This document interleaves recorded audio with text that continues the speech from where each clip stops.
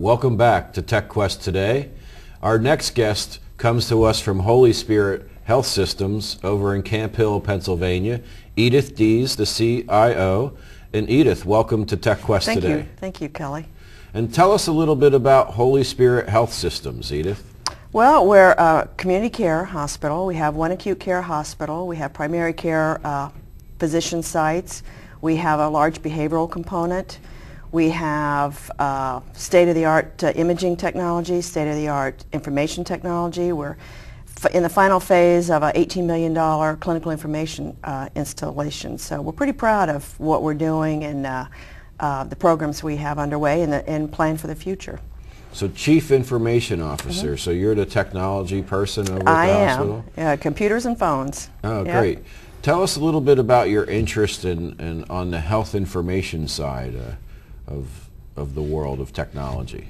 Well, we think that is one of the fundamental ways that we can contain the cost of health care and drive up quality. Even after our 5 months into our second phase out of 3 of the clinical information system, we were already seeing significant savings by just avoiding duplicate lab and radiology orders. So if we took that to a regional level, we would have access to orders that were done in the primary care office, at Pinnacle, Hershey, whatever. We wouldn't be subjecting the patient to that, for one, especially if it's imaging. We're exposing the patient necessarily to radiation when we have enough information, timely enough to make a good clinical decision. And the stick if it's a lab. Plus, there's a cost to all that. And as healthcare, as many other market sectors are competing for these very talented and scarce resources, anything we can do to make them more productive is just a win-win-win. So we, even in the 5 months after our implementation, saw significant improvement. So you've been with us from almost the very beginning, and I remember we had that luncheon just to kind of get you familiar with some other technology leaders at hospitals in the region. And now you've been on our advisory board at the Pennsylvania Health Information Exchange for quite a while now. And we've been pushing the e-prescription, pushing the teleradiology, and now looking at the Harrisburg Health Information Exchange. And we just hired a consultant to help us get us over the next 60 to 90 days. It's pretty exciting on my side. What are some of the opportunities you see if we would get to trading information between hospitals? Well, I had a conversation with our CEO yesterday, as a matter of fact, Sister Romaine, and we're giving her an update because she's actually scheduled an appointment to meet with the consultant. So I was giving her a little more background. And just to be able, you know, we're of course very sensitive to the privacy, but we all see how that's the right thing to do for the community, for the collaboration with caregivers, to exchange that information. Again, protecting the patient's basic rights to privacy, but having the information with the clinicians when they need to know it. So we it's to drive quality, to drive productivity, to drive fiscal responsibility. I mean, we see the vision.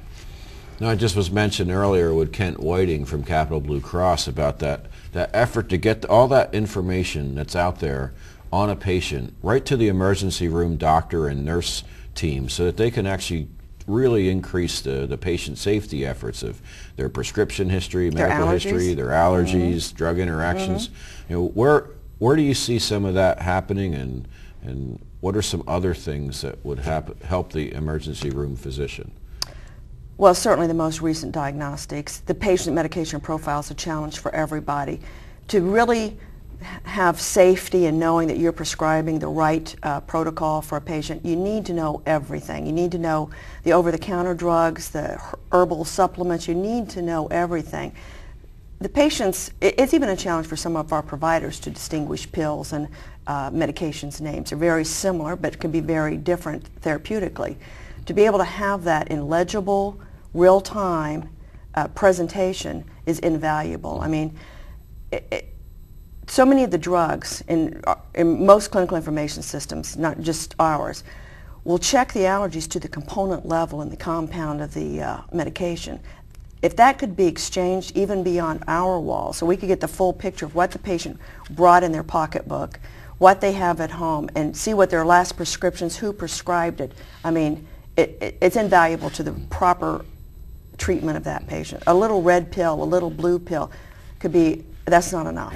It's not It's enough. got to be fascinating to be at an emergency room, because I know how my father was just in the hospital, and he's like, well, I take 8 pills in the morning and I take 4 pills in the afternoon, and one's red, one's yellow, one's green, and one's big, one's like a horse pill.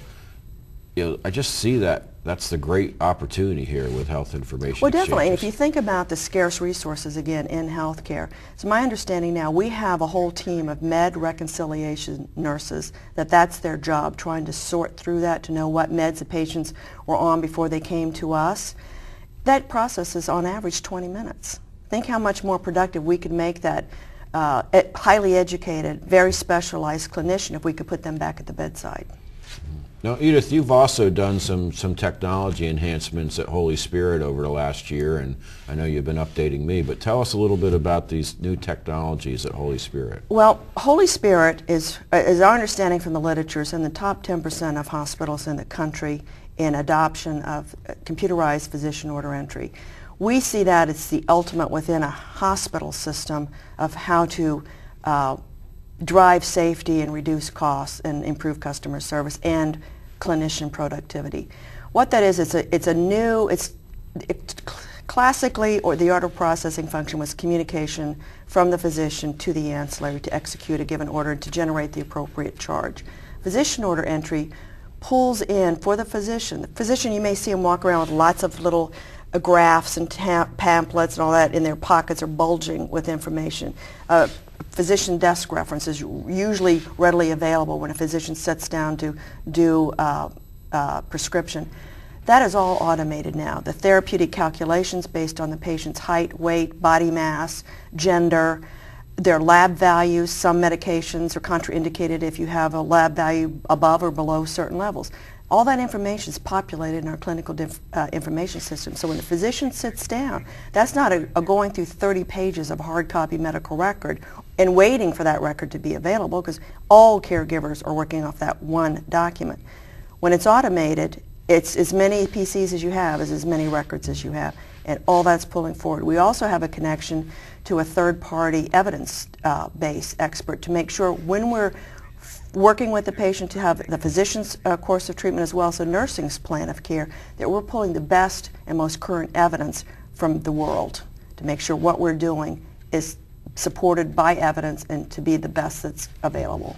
And that's fabulous. And I know from my little knowledge of medical information technology that it's a real challenge to get the human adoption. Definitely. The technology is all set out, but getting the doctors and the nurses and all the team to work together through the new technology, that must have been quite an experience. Well, it is. And from a technical point of view, there are a number of, in my opinion, prerequisites that have to be available before you would expect a provider to sit down and do order entry.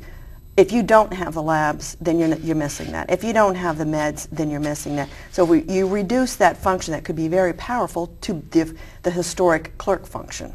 So you have to do all that. There's a buzzword out now, clinical transformation, and it's the fundamental roles of these caregivers is shifting to accommodate this new direction. For example, pharmacy prior to CPOE has a strong emphasis on dispensing medications.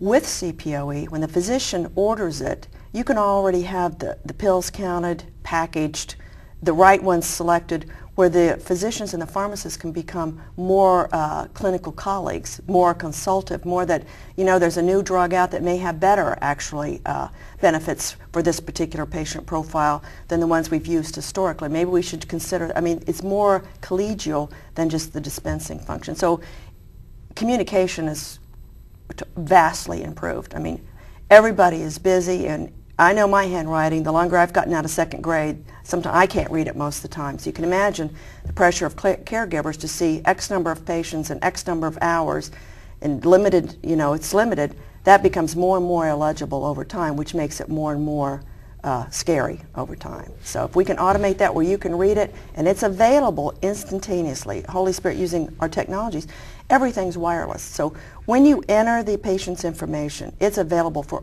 all caregivers no matter where they are. The physician could be in their office and know the most current vital signs and blood pressure. Edith, super. Our time went quick, but you've been such a great asset to the Pennsylvania Health Information It's very Exchange. exciting. I'm very grateful to be part of it. And just wanted to thank you, and we look forward to working with you Great. and Holy Spirit Likewise. in the future. Great. Folks, we'll be right back in a moment with TechQuest Today.